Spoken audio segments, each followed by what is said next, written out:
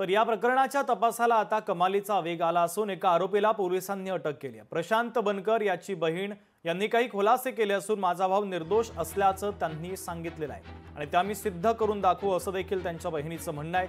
महिला डॉक्टरच माझ्या भावाला त्रास देत होती असं म्हणत प्रशांत बनकर यांच्या बहिणीनं आरोप केलेला आहे।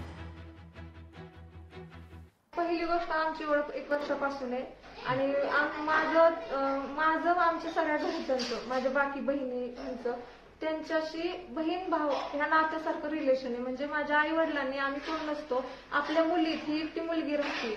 माझ्या आईने आणि वडिलांनी तिला मुलीसारखं हे केलंय, तिला सोडायला जायचं आणि सगळं केलेलं आहे आणि आमचं रिलेशन एवढं क्लोज होतं आणि मेन म्हणजे भैया आहे ना जास्त क्लोज म्हणजे त्यांच्यात रिलेशन, कारण तो कधीतरी येत होता, तो मुंबईला होता तेव्हा पण पुण्याला होता पण तेव्हा पण की मग जर तुम्ही म्हणताय ना मानसिक छळ केला आणि तिने काही लिहून द्या हातावरती, आमच्याकडे प्रूफ आहे, आम्ही सिद्ध करणार आहे माझा भाऊ निर्दोष आहे म्हणून।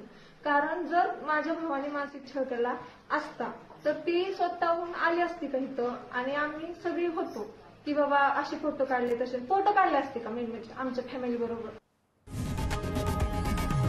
लोकशाही मराठी ऐका, पहा, जागरूक रहा।